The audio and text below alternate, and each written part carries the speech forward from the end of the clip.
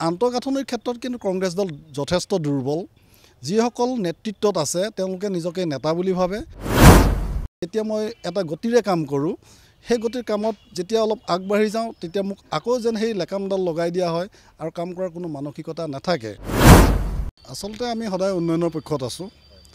দেশখনৰ উন্নতি বা সমষ্টিৰ উন্নয়নৰ প্ৰগতিৰ ক্ষেত্ৰত যিজন মানুহৰ অৰিহণা বিশেষভাৱে থাকে, আমি সদায় তেনেধৰণৰ তেওঁলোকৰ সহযোগী হ'ব লাগে। আমি সদায় উদ্দেশ্যমুখী হ'ব লাগে। আমি সদায় পজিটিভ চিন্তাবোৰ থাকিব লাগে। বিগত সময়ৰ পৰা দেখিছোঁ যে লখিমপুৰ সমষ্টিত বিশেষ উন্নতি একোৱেই নহ'ল। লখিমপুৰ সমষ্টিৰ উন্নয়ন বুলি ক'লে বহু প্ৰাক্তন যিসকল বিধায়ক আছিল তেওঁলোকে কিন্তু নিজৰ ব্যক্তিগত সম্পদসমূহে গঢ় ল'লে। আৰু যিহেতু মই কংগ্ৰেছত আছিলোঁ সেইকাৰণে বহু মধুৰ বা তিতা কেঁহা বহু স্মৃতিও আছে, কিছুমান কথা ক'বলৈ নাযাওঁ।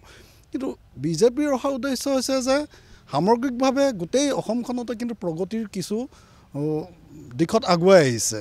আৰু বিশেষভাৱে যদি মোৰ সমষ্টিৰ কথা কওঁ, লখিমপুৰ বুলি ক'লে এটা সময়ত কলীয়াপানী নামেৰে ঘোষিত হয় বা লখিমপুৰলৈ বহু মানুহ বিভিন্ন ঠাইৰ মানুহ নাহে। যদিও কেতিয়াবা চাকৰিয়ালসকল ট্ৰেন্সফাৰ দিয়ে তেওঁলোক কিন্তু লখিমপুৰলৈ নাহে।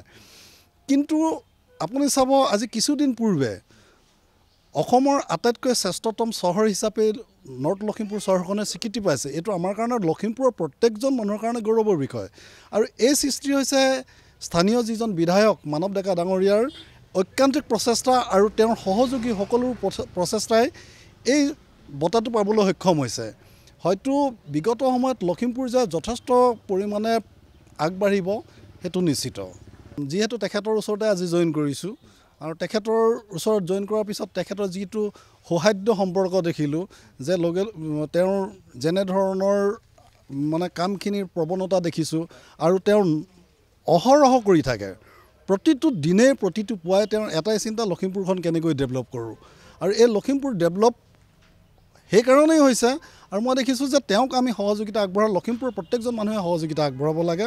আৰু মই এই চেগতে কৈছোঁ, লখিমপুৰৰ বহু ব্যক্তি কিন্তু ৰাজনৈতিক বুলি নহয়, অৰাজনৈতিক দলেও বিজেপিক কিন্তু সমৰ্থন আৰু পোনপটীয়াকৈ সমৰ্থন কৰিব।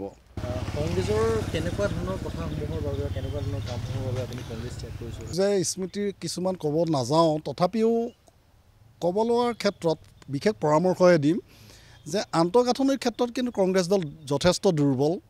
যিসকল নেতৃত্বত আছে তেওঁলোকে নিজকে নেতা বুলি ভাবে। তেওঁলোকে গ্ৰাছৰুটলৈ কেতিয়াও কাম কৰিব নাহে। গ্ৰাছৰ মানুহসকলে অহৰহ প্ৰচেষ্টাৰ মাজেৰে থাকে।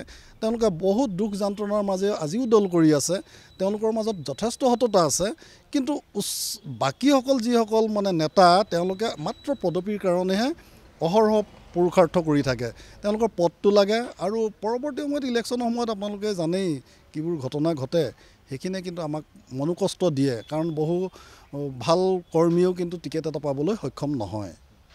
যিহেতু আপুনি তাত সাধাৰণ সম্পাদক হিচাপেও আছিল অসমত, আৰু তেতিয়া কেনে পাইছিল কামসমূহ, বা আপুনি নিশ্চয় তাত কামো কৰিছিল দীৰ্ঘদিন ধৰি? হয়, আপোনাক কৈছোঁৱেই যে দলটোৰ ভিতৰত বহুতো সদৰ্থক আৰু নয়াৰ্থক ব্যক্তি থাকে। বহু ভাল ব্যক্তিও কংগ্ৰেছত আছে, এইটো নুই কৰিব নোৱাৰি। কিন্তু তেওঁলোকক আগুৱাই দিয়াৰ মানুহ নাই। তেওঁলোকে যেতিয়া নিজৰ সততাৰে কাম কৰিব তেওঁলোকক কিন্তু ৰছীডাল ব্ৰেকেটৰ ভিতৰত ৰখা হয় আৰু তেওঁৰ সেই পদবীটো কাঢ়ি লোৱাৰ এক প্ৰয়াস কৰি থাকে আৰু তেওঁলোকে সেই কাম কৰাৰ সুযোগটো নাপায়। ফলত দলটো লাহে লাহে দুৰ্বল হৈ পৰিছে। আৰু মই নিজৰ ব্যক্তিগত ক্ষেত্ৰতো দেখিছোঁ যে যিহেতু মই মেডিয়া বিভাগ এটাও পৰিচালনা কৰি আছিলোঁ, 4খনকৈ ডিষ্ট্ৰিক্টৰ মই ইনচাৰ্জো আছিলোঁ। তাতে দেখিছোঁ যেতিয়া মই এটা গতিৰে কাম কৰোঁ, সেই গতিৰ কামত যেতিয়া অলপ আগবাঢ়ি যাওঁ তেতিয়া মোক আকৌ যেন সেই লেকামডাল লগাই দিয়া হয় আৰু কাম কৰাৰ কোনো মানসিকতা নাথাকে। আৰু বিশেষকৈ কি হয়, যেতিয়া মোৰ সমষ্টিত ডেভেলপ হৈ থাকিব, মই কিয় নেতিবাচক চিন্তাবোৰ সদায় কৰিম। আমি সদায় সদৰ্থক চিন্তাত থাকিব লাগে। তেতিয়া প্ৰত্যেকজন মানুহৰ বৌদ্ধিক বিকাশ, সামাজিক বিকাশ, অৰ্থনৈতিক বিকাশ, আমি সেইখিনি কথাৰ লগতহে আমি সামঞ্জস্য ৰাখি পেলাই থাকিব লাগে।